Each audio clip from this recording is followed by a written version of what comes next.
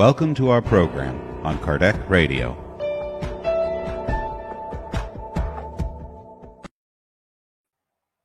Hi, beloved friends. We are back today with our book Living Spring by Emmanuel through Chico Xavier. I'm Riana, your host today, and today we are going to read chapter 70, Loneliness. But Pilate asked them, "But what wrong has he done?" They shouted even louder, "Crucify him." It's in Matthew 27, verse 23. As you evolve higher and higher by performing your duty, you experience the loneliness of the heights, and immeasurable sadness afflicts your sensitive soul.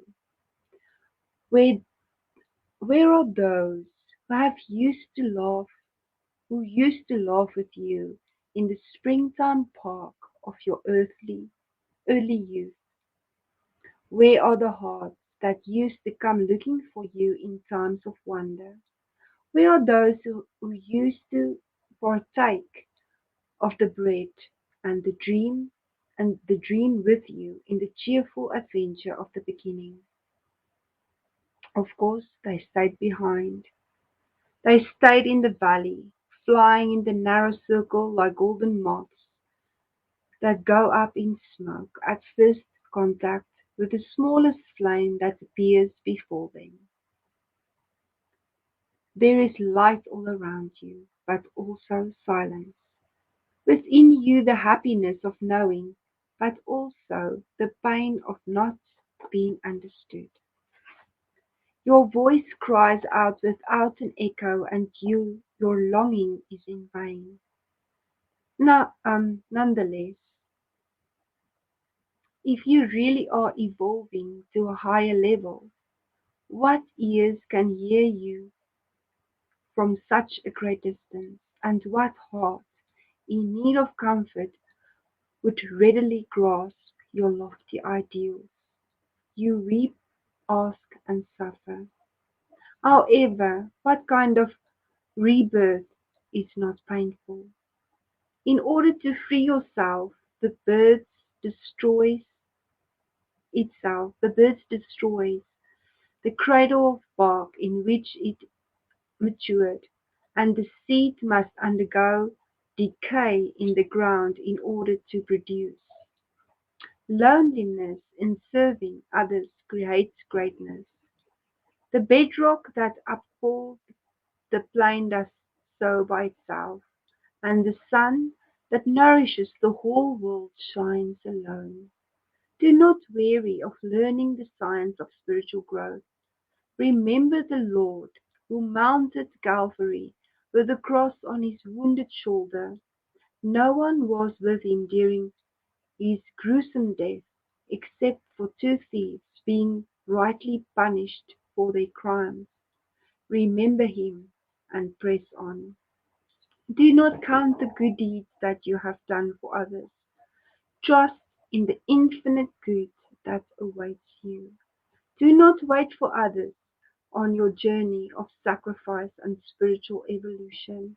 And do not forget that, for his ministry of redemption for all humankind, the Divine Friend not only lived, struggled, and suffered alone, but was also prosecuted and crucified. Beloved friends, you would say to me, this joyful time of Christmas and um, the joy of celebrating the birth of Jesus. The mentors come today and give us this chapter of loneliness, and we know that there's always a reason why we have a certain chapter or certain message that comes to us today, whenever we need it. So today's chapter of loneliness, Emmanuel tells us that when we work for the good, when we truly are learning and evolving, sometimes it is a very lonely path. And I know that this chapter will originates with some of you. Because we know when we stand up and we do good and we learn and we want to give up, just like Jesus did, that some are not ready to grasp the teachings because, like he explained, that there are still moths that focus on the light, which is sometimes the materiality of this world, and to truly hold on to to this matter and to this world, and to not focus on the spiritual part of our lives. But we should never give up. And this is why we know that, yes, sometimes it's lonely, but we are truly not alone. We always have the guides and the mentors around us. So if you feel that sometimes you are not understood because you work in this endeavor of the good news and of spiritism, always remind yourself that you are not alone. If people are not open to listen, remind yourself that sometimes we can just plant the seed, but God will let that seed grow. And this is where patience and understanding comes in. When we learn to be patient and understanding with everyone around us and with everyone that we come in contact with, so that we can understand that we are not alone. We should remind ourselves, and this is why Emmanuel gave us the example of Jesus as well, where he was alone in all that he did. And we should remember, yes, we are being asked to work as a community, but we all return to the spiritual world by ourselves.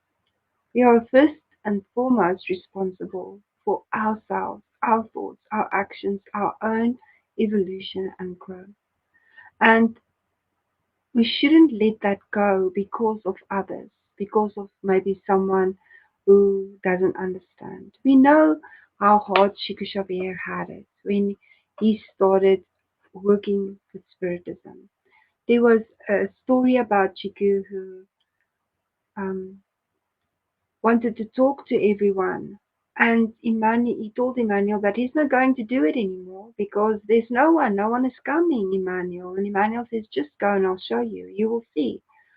And when he went to the center or where he wanted to give these messages, Emmanuel helped him to see. And he says this was the first time that he saw spirits not only from his own family, but all kind of spirits come to listen to the message.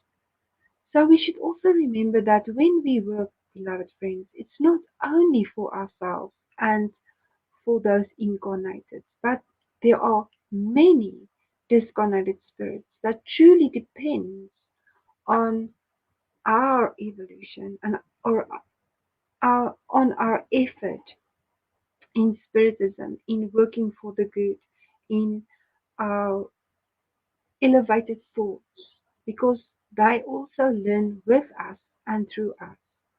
So we have a big responsibility, not only not to be dismayed if you feel that you are alone, because we are not alone. Sometimes we need to close our physical eyes and see with our mental eyes so that we can understand that this is bigger than just materialism. It is bigger than us. So I wish you a very Merry Christmas and a safe Christmas and a joyful Christmas and a loving Christmas with your families. Please be safe. Until next week, thank you very much, beloved friends. Bye bye.